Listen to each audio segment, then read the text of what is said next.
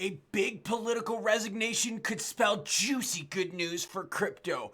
Garlinghouse is excited with Trump's action and price action in 2025 of XRP. Sailor's buying more, but we know he's crazy. Big time CEO discusses the next hot topic in crypto. Due to the graphic nature of this program, listener discretion is advised. We got lots of juiciness to discuss today, along with Brad being excited about the future. But before we get into it, your comments come first because you, the viewer, matter most. By the way, happy Monday, everyone. Dutch Caribbean Chef says, that was at least a double D on your head, Klaus. Party House, keep going, sporty crypto reporter. I will keep looking. That's right. Those were some big jug holders in my head. Paul says John Deaton and Vivek should go and hang out with each other. They'd be a great alliance. Yeah, what's Deaton's political future here in the United States? Minadog hanging out with us in the upstate says Kelly LeBrock was my first love. All my homies in school used to say I looked like Gary back then. Bushy hair and all, huge classic. What about the chick from, what was that movie with Judge Reinhold? The girl in the pool scene. Let me know if you remember that one down below. She was hot AF as well. Fast Times at Richmond High. Woo! Brain has to get fired up this Monday. Bitcoin's in at 98,902. ETH is 3628. Hopefully the FedEx guy doesn't interrupt this video with the delivery at XRP's at 237. Avalanche, a big move on the way up at 43.59. BNB's at 714. Well, XLM floating around 45 cents at 44.9. Bitwise CEO discusses the non-obvious tokenization revolution. How many of you think tokenization is going to steal the show in 2025? Because 2024 was stolen by what? Memes. That's right. Memes were the hottest thing in 2024. Horsley believes that the views taken on tokenization have mostly leaned toward the demand side of things, as the tech has the possibility of democratizing access to investments that the general audience wouldn't have reached using traditional methods. Horsley estimated while there's 4,600 companies in the U.S. that can access public equity markets, over 200,000 companies were making more than $10 million in revenue, potentially prompting them to go public. Basically saying if we tokenize it, it would give those players more opportunity to capital. So what he said, I think for these companies, the supply side, tokenization can be a revolutionary new possibility. And for the demand side, much like the YouTube video or Airbnb listing you have never accessed otherwise, it will prevent new, exciting possibilities. So is tokenization going to be big in 2025? Is it going to be utility, store of value? I want to hear from you. Prime Minister Justin Trudeau's exit looms. Could a Bitcoiner lead Canada? Oh my, I think we'd all be happy once this sack of shit pussy Justin Trudeau gets the fuck out of office. Honestly, from the time they went after the truckers, I was like, yo, bro, you are a piece of garbage. And then when I see him at concerts with these girls exchanging the fucking wristbands and shit, I'm like, yo, people across the globe gotta be making fun of your pussy ass. Amidst the backdrop, the rise of the Conservative Party leader, Pierre Poilievre, presents a stark contrast. Poilievre has positioned himself as a vocal critic of the Bank of Canada and a staunch advocate for cryptos. He stated that the government is ruining the Canadian dollar and Canadians should have the freedom to use other forms of money, including Bitcoin. I'm bringing this up because with Trudeau gone, could you see a pro-Bitcoiner taking over Canada as well? Poilievre has promised to make Canada the blockchain capital of the world if he becomes the PM, while also rejecting a China-style crackdown in crypto and ensuring a regulatory framework to encourage companies in Canada. Canada wasn't really pro-crypto either. Not as bad as the United States, but yo, they really were not pro-crypto. So if you get the big douchebag Trudeau out, does that mean Canada can go mega pro-crypto like the United States? Dude, Western Hemisphere pro-crypto action? Oh, this is juicy news on a Monday. MicroStrategy announces purchasing 1,000 more BTC. Sailor's like, I don't give a shit what the price is, I'm buying.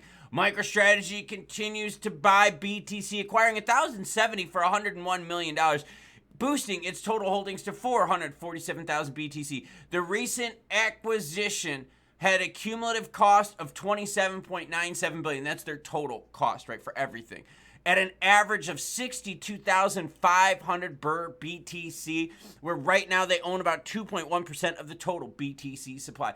Average at 62,000, and right now BTC's at 99. So my guy is still deep in the green, but what'll happen? Will he keep buying? Of course he's going to keep buying. He said he's going to buy like 2 billion more. So 100 million's a drop in the bucket. This dude, doesn't matter what the price is, he's gonna buy. Let's swing it on over to XRP Ripple-centric news now. Ripple CEO says Trump's bull market is real as Trump's making crypto great again in the US despite not being in office yet. Trump making crypto great again? Trudeau leaving where Canada can make crypto great again? Sounds like some good stuff happening over here in the Western Hemisphere. Garlinghouse concluded that Gensler's SEC effectively suppressed Ripple's growth on home soil. This analogy comes amid year-long battle between Ripple and the agency. Brad's got a good point in this. Because remember, a lot of those job openings for Ripple were overseas. Remember when we were going through all the stuff when it was the real nasty days of the SEC trying to ruin crypto? Garlinghouse was like, look, if we can't expand in the United States, which sucks because we'd love to, but we would expand in the rest of the world. And then players like me that live in the United States were like, oh, you mean we're not going to have any juicy, high-paying jobs in the United States because Gensler's pushing him away? Oh, yeah, that sounds like he's really doing a good job saving the investor. Oh, Gensler's going to go down as one of the worst. Meanwhile, Ripple had a breath of fresh air since November, which is evident in the latest statistics Garlinghouse shared. He mentioned that Ripple has advanced its business scope in the U.S. amidst easing regulatory tension. According to his tweet, 75% of Ripple's open roles are now U.S.-based. Notably, most of the fintech's firm hires over the past 4 years were from outside of the United States. Here's the tweet from Brad, and if you want to read this and everything else in the video, it's what everyone. It's linked in the description below. And again, happy Monday, everyone. Here's Garlinghouse. 25 is here, and the Trump bull market is real. For Ripple, this is even more personal after Gensler's SEC effectively froze our business opportunities here at home for years. The optimism is obvious and very observed. Yeah, think about that. Entire companies had to operate outside of the United States, costing them more time and money because of the regulatory environment. A regulatory environment that was trying to kill a legal industry. That doesn't sound like government working for us. That sounds like government working against us. Very similar to Douche Doe, who, everyone, has not been working for the Canadian people. Definitely an agenda here. I think Trudeau and Biden were besties, weren't they? Little cuddle-up butt buddies. Today, 75% of Ripple's open roles are now U.S.-based, while over the last 4 years, the majority were outside of the U.S. We signed more deals in the last 6 weeks of 2024 than in the previous 6 months. Team Trump is already jump-starting innovation and job growth in the U.S. with Scott Bessent, David Sachs, Paul Atkins, and others at the helm, and they're not even in office yet. Say what you want, but the Trump effect is already making crypto great again through his campaign and in the administration's day one priorities.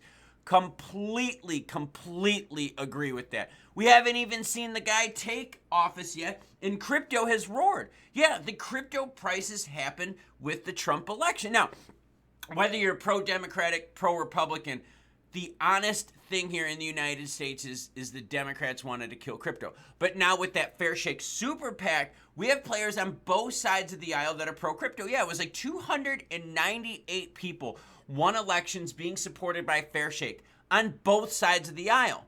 So maybe the Dems are anti-crypto now, but if they keep seeing that votes matter and how you feel about crypto matters, maybe future Dems will be a bit more pro-crypto. Juicy.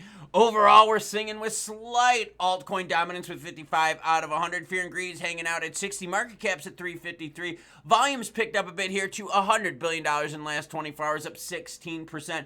Swinging on over to XRP specifically, got a little low on the volume, down 15% to 3.69 billion.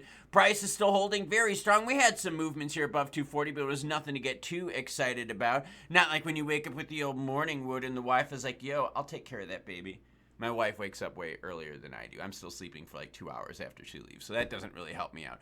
Zooming out to the 1 month, yeah, still not bad. We're still above that crucial 220 mark. Yeah, we get some tests every so often at that $2 mark for those of you that want to buy XRP bargains. Swinging it on into the 15-minute candlestick shows us what? Shows us exactly this move right here where we've been hovering right around 240. That is great because this has been now almost a week of that action since the New Year's rally started. So you've got the rally with XRP, right, with the Trump effect. And if I zoom out to the 1 day, you can see exactly what I'm talking about here. Yeah, pretty obvious Trump effect right here.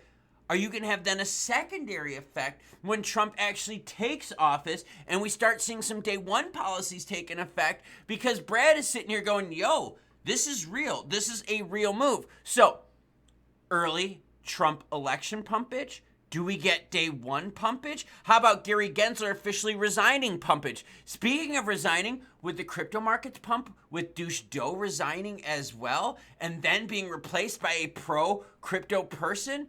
Canadian fans, let me know down below, what are the odds of us getting some pro-Canadian, pro-crypto people in the Canadian house? But XRP price is holding strong, and I'm assuming that we're going to be okay now for the rest of January until the Trump team takes effect. Now, we've got CPI data that could come up that could pee in our Cheerios. End of the month is what, everyone? It's Jerome Powell and the Fed. He could always pee in our Cheerios. But hey, let the small news events pee in our Cheerios, because the reality is we've got a pro-crypto president now for the next 4 years and a pro-crypto Congress at least in effect for the next 2. You know, this political shift in regards to crypto is something that we can all definitely feel and see. I mean, we saw the price action with it. We saw the volume explode with it. Now you're seeing more jobs come back to the United States. And now you're even seeing the Canadians follow suit with that as well, with opposition leaders out there saying, yo, you want Canada to be the BTC blockchain capital of the world? You gotta go for me. What about the Polish candidate? Yeah, there's a Polish candidate out there running on the same thing. You want Poland to be big BTC, big fishes? Vote me in. So the Trump effect of being pro-crypto is actually working. Not only is it working for us price-wise, but you're actually hearing about some organic juiciness. More jobs coming back into the United States. So for those of you out there that live in a country that's anti-crypto, or maybe the leaders are anti-crypto, are you seeing the same shift? Are you seeing more players out there advertise being pro-crypto, bringing more jobs back to the country you live, giving more businesses in your country as opportunities? This is great stuff, and the guys haven't even taken effect yet. Yeah, we still got 2 more weeks till Trump takes office. Specifically, it's actually 2 more weeks right now. So we're going to be following the news closely, going to be following the volume closely, and we still got the Gensler official resignation date 2 weeks away. Will we see a pump in the alts? Because I got to be honest with you, when Gary announced that he would be resigning on January 20th, the alts freaking roared, because Gary was the biggest thing in the way for the success of the alts. Garlinghouse hinted on it, and we all saw it live. We saw it over the last several years where the SEC, FDIC, and other players out there, Democrats especially, yeah, they were, let's be real here, the biggest haters for crypto were Democrats. Well, they're gone. So what's going to happen on January 20th? Are we going to get another big wave of pumperoni, or will we be playing that wave a few days ahead of time? So you don't miss out, I would suggest hitting the subscribe button and notification bell, because you know I'm going to bring you the news no matter where I'm going to be. Oh, a little bit of hint, hint, wink, wink, nudge, nudge. Can't wait till the FedEx guy delivers my package. Choo-choo, bitches.